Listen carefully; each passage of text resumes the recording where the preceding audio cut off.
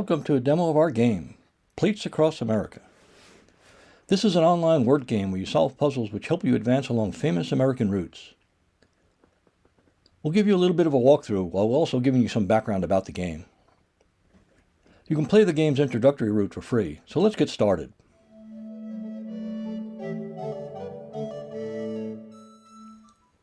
On this first page, we see that it has the basic game rules, complete with examples. We want to make sure it's clear how to get going. The puzzles in the game are the 3 letters contained on the license plate. The answers to these puzzles must be dictionary words, and they must have those same 3 letters, and they must appear in the same order. Let's try our first answer. This first puzzle is deliberately easy, and we can see that our answer word, neat, does in fact have the letters N, E, and A, and they appear in the same order. Note that the letters happen to be next to each other in this case, but there can be other letters in between them, as long as they appear in the same order. Since our answer was correct, we advance along our route. How far we advance depends on how good our answer was. The more letters that are in the answer, the better the word and the further we travel. This first answer had very few characters, so we only traveled a little over a mile. An alternative matching word, such as Neanderthal, would have had us travel much further, and the best possible answer would have had us advance over a full 6 miles. Let's try another puzzle. Here, the answer riddance, with its 8 characters, is much longer and results in well over 4 miles of travel. Let's see what happens if we type in the wrong answer. In this case, our answer is not even a valid word, so we didn't advance at all. However, do notice that the game will give you some hints if you get the wrong answer. Some puzzles are easy, but some are quite challenging. Notice now that on the right, after our first correct answer, the game rules have been replaced with a map showing where we are in our travels. It also shows us the closest location to where we are. In this case, it's Denver, Colorado. The game will often show some interesting facts about the places as we visit them. As we travel, the big red triangle in the map points out our current location, and it makes it easier to find out where we are. With this next correct answer, we have now arrived in Denver, our first location of interest. Denver is the state capital of the state of Colorado.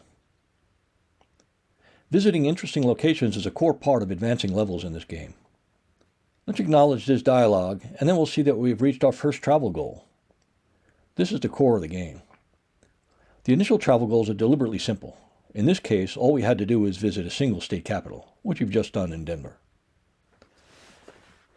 Visiting 5 state capitals will be a next goal, and visiting all 50 of the state capitals will be a future goal.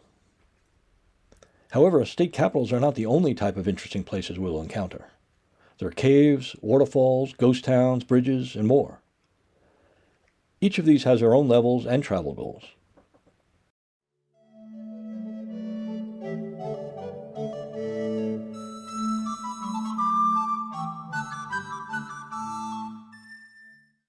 Let's see what happens when we solve this next puzzle.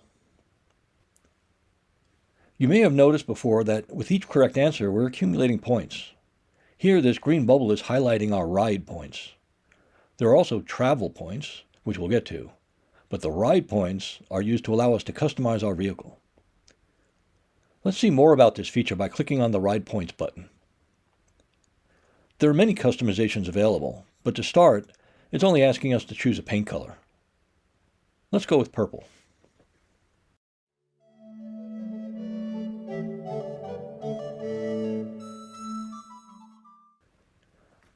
Notice that our vehicle appears in the top menu bar, and it now shows our new color. Let's continue playing.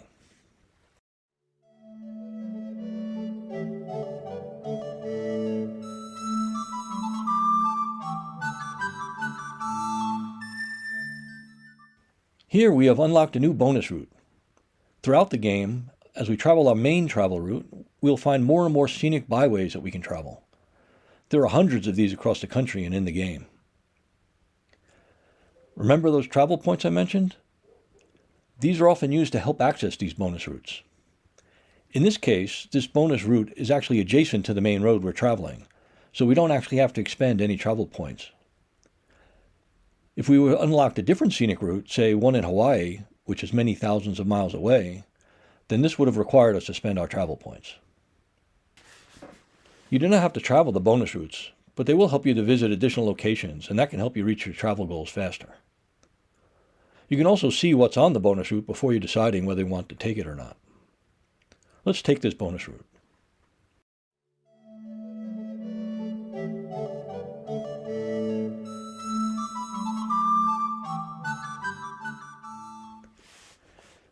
This is the starting page for the bonus route.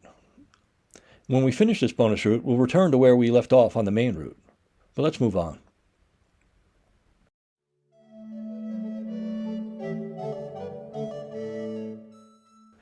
Notice after this puzzle, that little drop down. These are the indications that an interesting location has been visited and has been added to our collection. When we have collected enough of a particular type of location, the game will alert us when we have reached the next travel goal.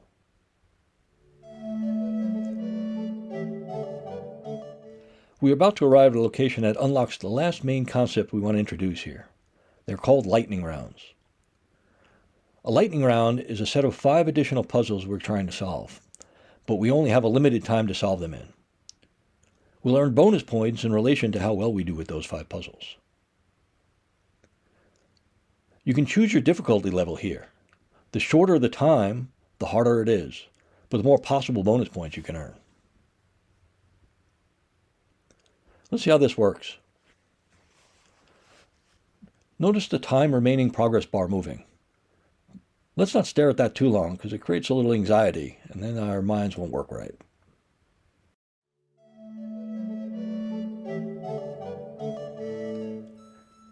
At the end of the lightning round, we'll see our tally and how many bonus points we've earned. Let's go finish up this bonus route now.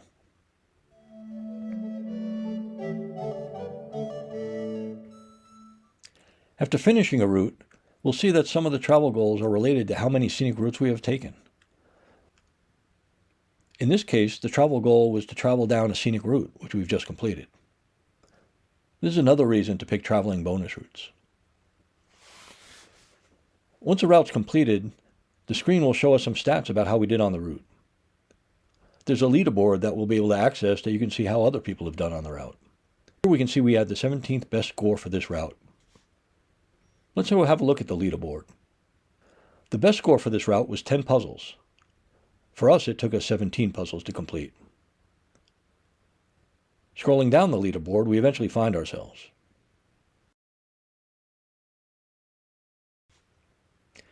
Besides a leaderboard for each route, there's also a leaderboard for overall travel stats.